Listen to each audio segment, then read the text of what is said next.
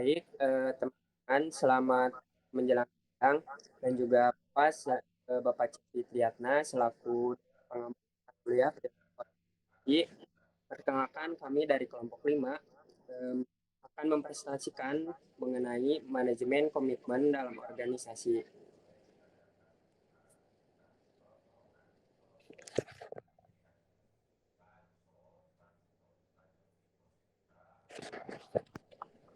Baik, selanjutnya adapun anggota kelompok kami yaitu yang pertama saya sendiri dengan ATPCH dengan NIM 2408663 dan juga rekan saya. Nama saya Caesa Diandra Ramadhani dengan NIM 2405078. Dan saya Untari Lutfiani Dewi dengan NIM 2401942.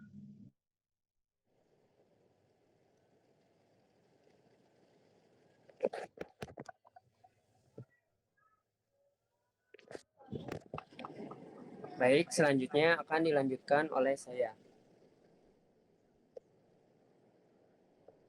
Itu yang pertama adalah pengertian manajemen komitmen. Apa sih manajemen komitmen? Nah, manajemen komitmen adalah strategi dan proses yang dilakukan oleh organisasi atau manajer untuk membangun serta mempertahankan kesetiaan, tanggung jawab, dan keterlibatan anggota organisasi, yaitu yang terutamanya terhadap karyawan. Nah, tujuannya ini adalah ada visi misi yang melibatkan untuk eh, aspek pemimpinan yaitu motivasi, komunikasi, dan budaya organisasi. Nah, adapun menurut ahli yaitu Moiday, Porter, dan Stier mendefinisikan komitmen organisasi yaitu sebagai kekuatan relatif dari identifikasi individu dan keterlibatan dalam organisasi tertentu. Nah, definisi ini menunjukkan bahwa komitmen organisasi memiliki arti yang lebih luas dari sekedar loyalitas yang pasif, tetapi melibatkan hubungan interaktif dan keinginan karyawan untuk memberikan kontribusi yang berarti pada organisasi.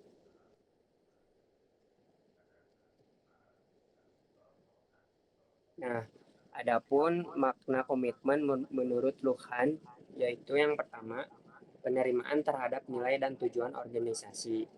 Yang kedua, ada kesediaan untuk berusaha secara sungguh-sungguh demi kepentingan organisasi. Yang ketiga, eh, keinginan yang kuat untuk tetap menjadi bagian organisasi. Nah, adapun tabel di sini yang menjelaskan yang pertama itu ada eh, antecedent, yaitu merupakan faktor-faktor yang mempengaruhi kepuasan kerja dan komitmen organisasi seseorang. Nah, faktornya itu kan ada beberapa ini di pinggirnya 1, 2, 3, 4, 5, 6, 7 ya. Nah, yang pertama itu ada individual predisposition, yaitu kecenderungan pribadi. Yang kedua ada satisfaction with life, yaitu kepuasan hidup secara umum. Yang ketiga ada job expansion, yaitu harapan terhadap pekerjaan. Yang keempat ada organizational fit, yaitu kecocokan dengan organisasi. Yang kelima ada perfection of fairness, yaitu perfeksi tentang keadilan. Yang kelimanya ada coworker, yaitu rekan kerja. Yang keenamnya ada stressors, yaitu faktor penyebab stres. Nah, yang terakhirnya itu ada the job itself, yaitu pekerjaan itu sendiri. Nah, yang keduanya itu ada kan satisfaction and commitment, yaitu artinya kepuasan dan komitmen.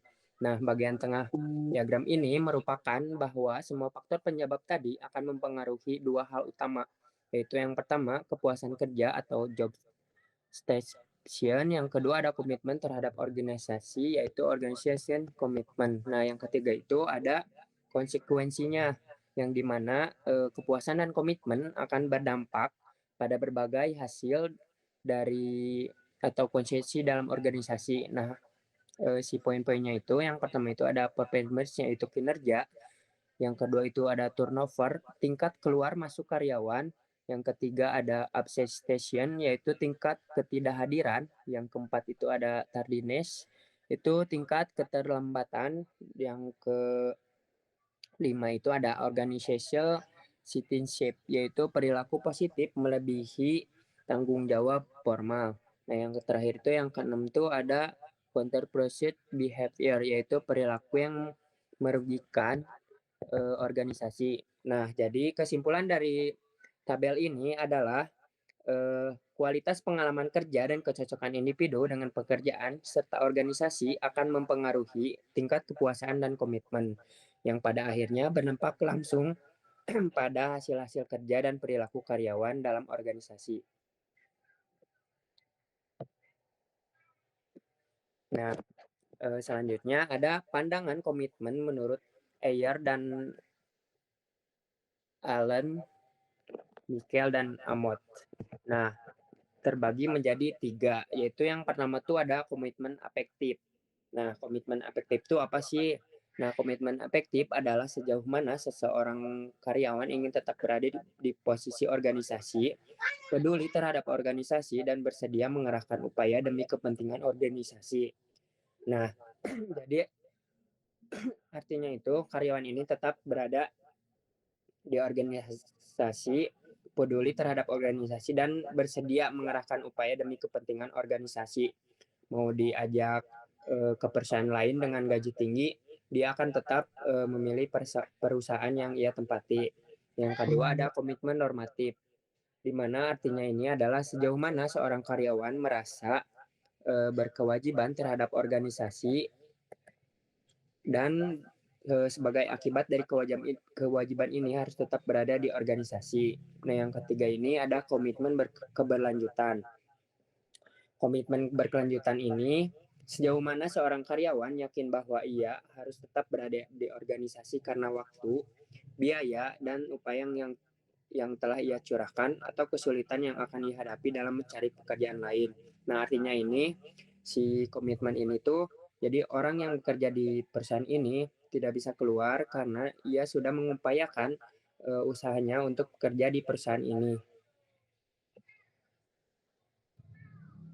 Nah, selanjutnya ada pandangan komitmen menurut Ayer dan Allen, yaitu pandangannya tuh ini dapat dipahami bahwa komitmen seorang karyawan terhadap organisasi dapat berupa komitmen afeksi atau contention komitmen dan komitmen normatif, yaitu komitmen afeksi adalah suatu kadar atau level di tingkat di mana karyawan menginginkan untuk mempertahankan dirinya dalam organisasi, peduli terhadap organisasi, dan berkeinginan untuk mencurahkan usahanya atas nama organisasi.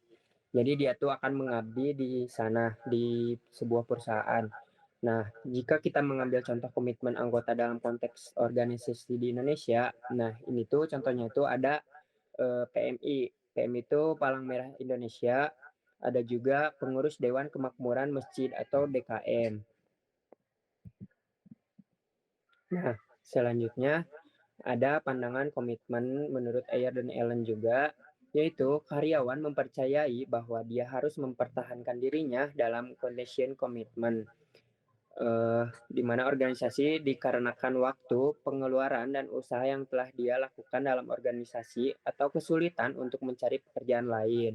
Nah, contohnya dari bentuk komitmen ini tuh adalah manajer yang sudah bekerja 10 tahun di suatu perusahaan berpindah ke perusahaan lainnya, maka ia harus mencurahkan tenaga dan sumber daya yang dibutuhkan selama 10 tahun ke depan.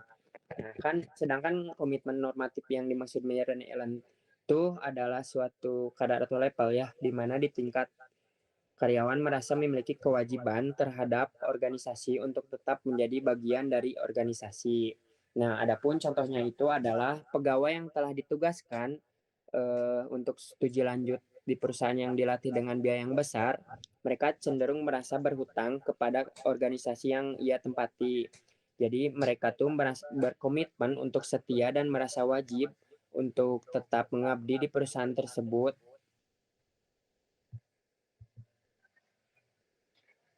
Baik, selanjutnya akan dilanjutkan oleh rekan saya.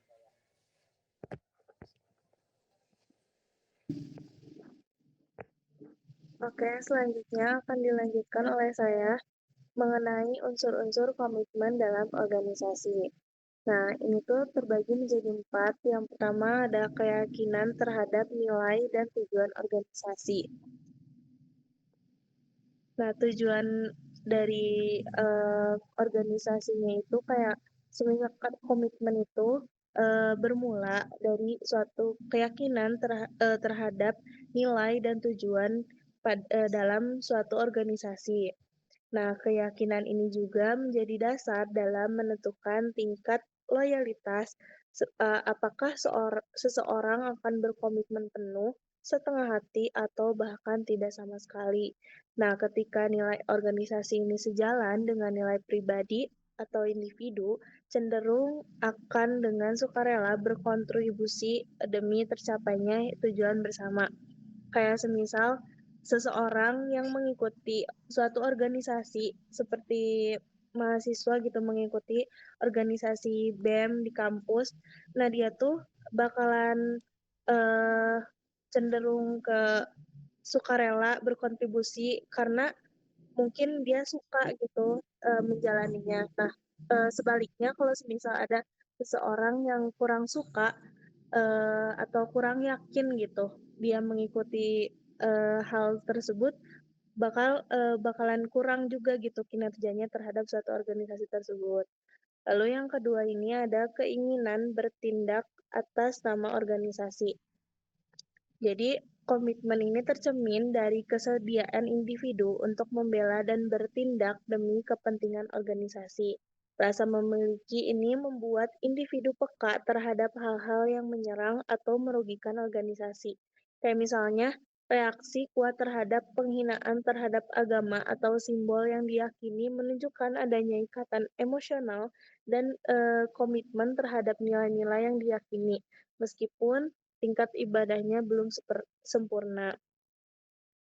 Lalu yang ketiga ini ada keinginan tetap menjadi anggota organisasi. Komitmen juga ditunjukkan melalui keinginan untuk terus menjadi bagian dari organisasi tersebut. Nah, ketidaknyamanan atau keinginan keluar dari organisasi menandakan menurunnya komitmen. Hal ini dapat diibaratkan seperti rumah tangga. Kayak semisal ada jika salah satu pasangan nih dari kita merasa tidak betah atau adanya perbedaan gitu, maka komitmen pernikahannya itu mulai memudar. Lalu yang terakhir ini ada produktivitas tinggi dan minimnya kemahiran.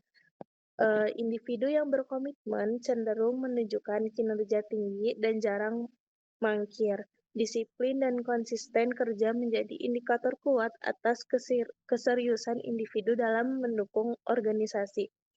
Jadi kalau semisal dia disiplin dan konsisten dalam suatu uh, pekerjaan yang dia jalani itu, jadi individu ini tuh akan bakalan kayak uh, senang juga gitu mendukung organisasinya karena dia juga punya inisiatif atau misal produktivitasnya itu bagus gitu.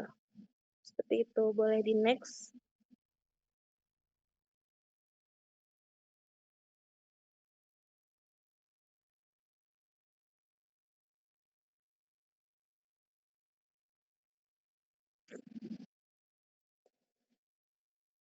Lalu selanjutnya akan dilanjutkan oleh rekan saya. Baik, selanjutnya akan membahas tentang pendekatan terhadap komitmen. Tapi sebelum itu kan tadi udah dibahas tentang pengertian komitmen, unsur-unsur komitmen. Nah, maka sekarang ini ada 3 poin untuk lebih tahu apa sih sebenarnya komitmen itu. Jadi yang pertama, komitmen itu dipandang sebagai sebuah pengorbanan dan juga investasi energi individu terhadap organisasi. Nah, dalam pendekatan ini menganalisis bahwa komitmen ini lebih banyak menjadi urusan individu, artinya bukan hanya organisasi yang memberikan dampak terhadap individu, tapi di pendekatan ini menekankan bahwa individu ini apa sih yang dikorbankan untuk organisasinya. Nah, yang kedua, komitmen ini dipandang sebagai hubungan timbal balik dan saling memerlukan antara organisasi dan individu. Jadi bukan hanya salah satu pihak yang memberikan dampak gitu kan, tapi juga dua pihak yaitu individu memberikan kontribusinya terhadap organisasi dan organisasi akan memberikan dampak atau manfaatnya terhadap individu itu sendiri. Nah, yang terakhir, komitmen ini dipandang sebagai pemeliharaan kesetiaan. Jadi kalau misalnya komitmen yang dipunyai seseorang ini tinggi, maka pastinya seseorang ini akan setia terhadap organisasi ataupun perusahaan yang dijalaninya. Boleh di next.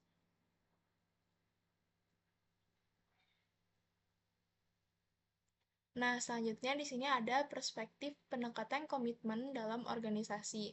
Yang pertama ini ada pendekatan sikap. Jadi, menurut pendekatan ini, komitmen ini dipandang sebagai sebuah sikap keterikatan secara emosional terhadap organisasi yang akan berperan penting dalam pekerjaan tertentu ataupun perilaku yang terkait. Jadi, um, di pendekatan ini tuh menekankan bahwa seseorang akan merasa mempunyai keterikatan secara emosional kalau misalnya individu ini merasa cocok, merasa selaras dengan visi misi yang dijalankan organisasi, maka um, di pendekatan ini menekankan bahwa individu ini akan punya komitmen kalau misalnya mempunyai keterikatan secara emosional terhadap sebuah organisasi. Nah, misalnya um, pegawai yang mempunyai komitmen pastinya gak bakal uh, gampang bolos ataupun jalan terlambat dan juga kemungkinan kecil akan resign karena udah merasa cocok dengan organisasi tersebut dan juga merasa selaras gitu. Jadi intinya dalam pendekatan sikap ini menekankan bahwa komitmen ini sebagai hasil dari keterikatan secara emosional dan juga loyalitas yang tumbuh dari diri seseorang terhadap sebuah organisasi. Nah, yang kedua ini ada pendekatan perilaku. Jadi, berbeda dengan pendekatan sebelumnya atau pendekatan sikap, nah di pendekatan perilaku ini melihat bahwa komitmen ini bisa muncul karena pengalaman dan juga investasi yang udah diberikan seseorang terhadap sebuah organisasi. Jadi, um, komitmen ini muncul karena seseorang telah memberikan segala pengorbanan, investasi dari mulai waktu, tenaga, emosi, bahkan pikiran di dalamnya. Jadi, pendekatan ini um, melihat bahwa individu jika keluar dari organisasi ataupun perusahaan, nah individu ini akan merasa rugi karena telah berkontribusi besar terhadap sebuah organisasi dan akan merasa rugi jika ditinggalkan. Boleh di next.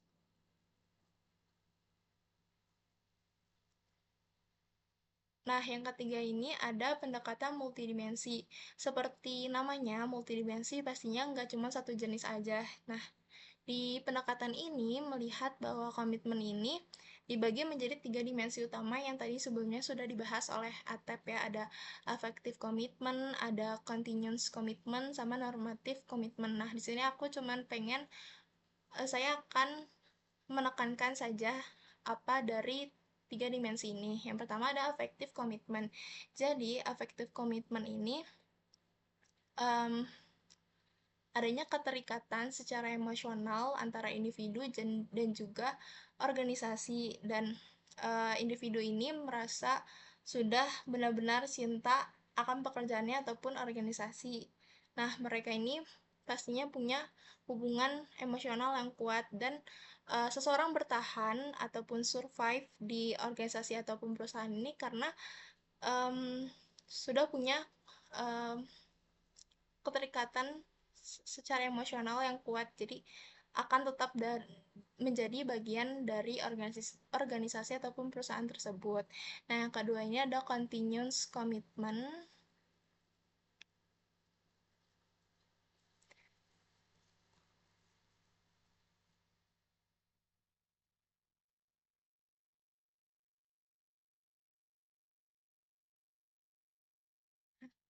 Nah, di continuous commitment ini artinya seseorang akan merasa sadar akan kerugian yang ditanggung jika keluar dari organisasi karena seperti yang sudah dijelaskan sebelumnya bahwa continuous commitment ini muncul karena seseorang ini telah bekerja selama berbulan-bulan bahkan bertahun-tahun yang telah mengorbankan segala pengorbanan ataupun kontribusi yang besar. Jadi karena telah menginvestasikan segala sesuatu di dalam organisasi tersebut, maka um, akan merasa rugi gitu kalau misalnya pindah ke organisasi ataupun perusahaan karena pastinya akan mengulang dari awal lagi.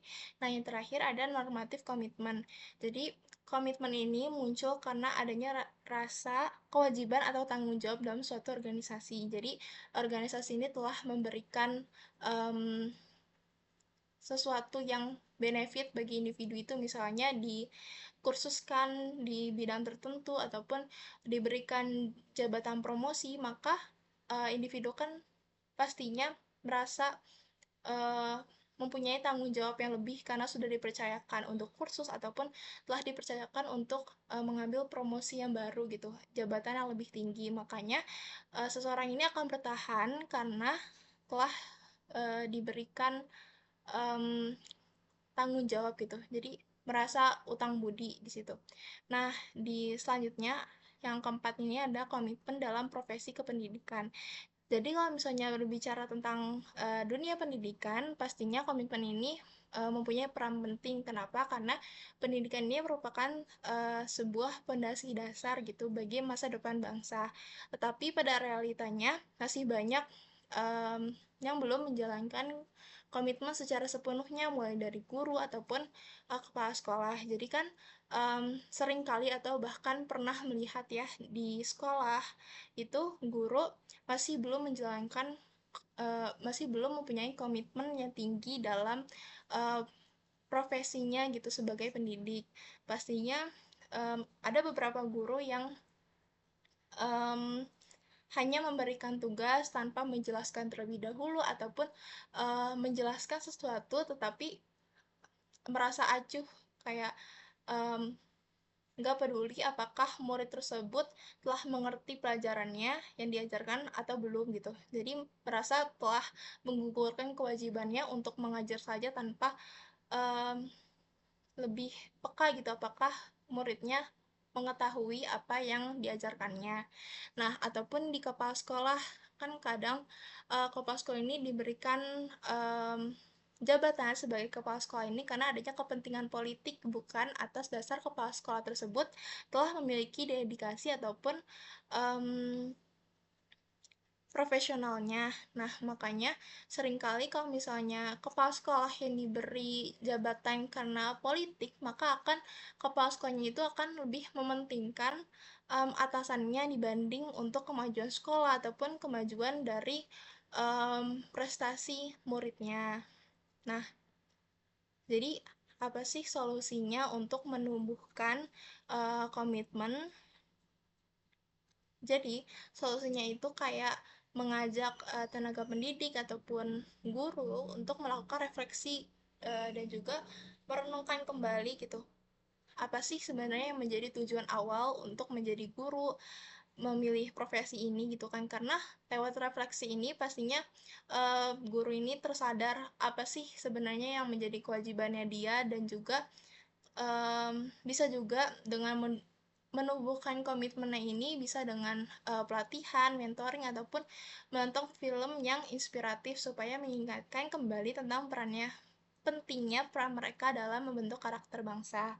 Jadi komitmen dalam profesi ini sangat erat kaitannya dengan komitmen afektif karena kalau misalnya guru ataupun tenaga pendidik ini telah memiliki keterikatan secara emosional yang kuat, maka guru ini akan mengajar dengan sepenuh hati dan juga nggak merasa terbebani gitu dalam menjalankan tugasnya.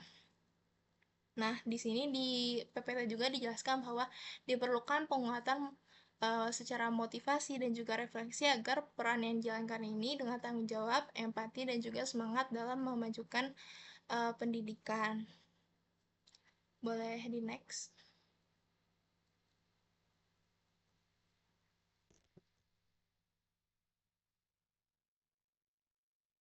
Nah, kesimpulannya, itu, manajemen komitmen ini dalam organisasi merupakan upaya strategis untuk membangun, memelihara, dan juga meningkatkan loyalitas serta keterlibatan anggota organisasi terhadap visi, misi, dan tujuan bersama. Komitmen yang kuat dari individu dalam organisasi ini akan menjadi pondasi penting untuk menciptakan lingkungan kerja yang produktif, kolaboratif, dan juga berorientasi pada hasil.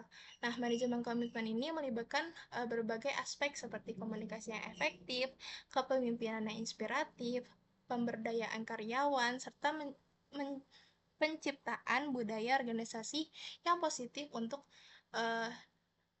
dan juga mendukung. Nah, dengan adanya komitmen yang tinggi dari karyawan, pasti karyawannya akan lebih termotivasi dan juga akan bekerja secara optimal, memiliki rasa tanggung jawab yang besar terhadap tugas yang amanahinya, serta mampu bertahan dan juga berkembang dalam dinamika organisasi. Oleh karena itu, manajemen komitmen ini bukan hanya sekadar mempertahankan loyalitas, tetapi juga merupakan sebuah investasi jangka panjang untuk kesuksesan dan keberlanjutan organisasi.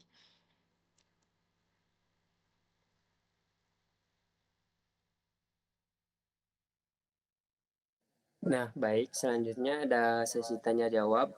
Nah, bagi teman-teman yang ingin bertanya, boleh disimpan di kolom komentar di bawah ya.